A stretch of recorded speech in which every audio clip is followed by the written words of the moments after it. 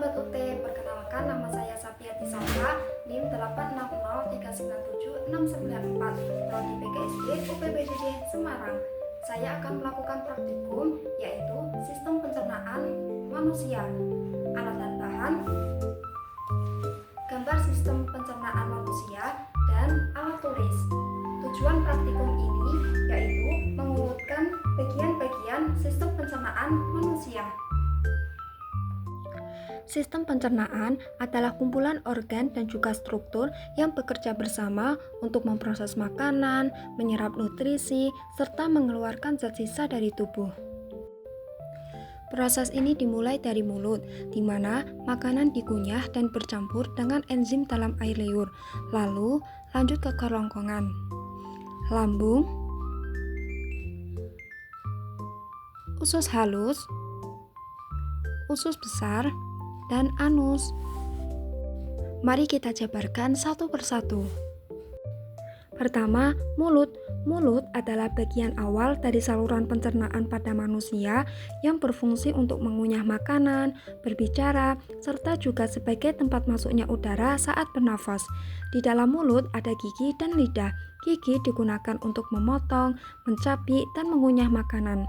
Lidah berperan dalam mengecap rasa, membantu mengunyah, dan menelan makanan. Kedua, kerongkongan.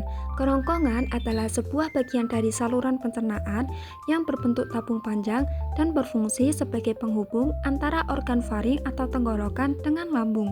Di dalam kerongkongan ada lapisan otot dan mukosa. Lapisan otot terdiri dari otot rangka di bagian atas dan otot polos di bawah untuk mendukung gerakan peristaltik. Fungsi mukosa adalah sebuah lapisan paling dalam yang melindungi dinding dari sebuah gesekan dari makanan. Ketiga, lambung. Lambung adalah organ berbentuk kantung yang merupakan bagian dari sistem pencernaan manusia. Lambung berfungsi sebagai tempat mencerna makanan secara mekanik dan juga secara kimiawi. Di dalam lambung ada fundus dan pilorus. Fundus berfungsi sebagai tempat penyimpanan udara atau juga gas yang tertelan bersama makanan. Pilorus berfungsi untuk mengatur aliran enzim dari lambung ke usus halus melalui sphincter pilorus. Keempat, usus halus.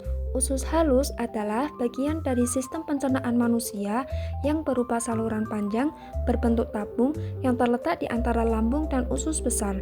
Usus ini berfungsi untuk mencerna makanan. Di dalam usus halus terdapat duodenum dan jejunum. Duodenum berfungsi untuk melanjutkan pencernaan makanan, khususnya untuk pencernaan kimiawi. Jejunum berfungsi untuk menyerap sebagian besar nutrisi dari makanan yang sudah dicerna. Kelima, usus besar.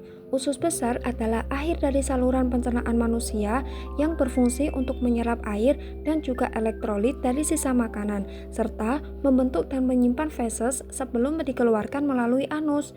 Di dalam usus besar terdapat kolon dan rektum. Kolon berfungsi untuk menyerap air dan garam dari sisa makanan serta membantu pembentukan feses. Rektum berfungsi sebagai tempat penyimpanan sementara feses sebelum dikeluarkan melalui anus. Terakhir, anus. Anus adalah bagian akhir dari sistem pencernaan yang berfungsi untuk mengeluarkan sisa makanan dan kotoran atau feses dari tubuh. Dapat disimpulkan bahwa sistem pencernaan manusia merupakan rangkaian organ yang bekerja secara terkoordinasi untuk mencerna makanan, menyerap nutrisi, dan membuang sisa zat yang tidak diperlukan oleh tubuh. Proses ini dimulai dari mulut, dilanjutkan ke kerongkongan, lambung, usus halus, usus besar, hingga anus dengan bantuan enzim dan cairan pencernaan.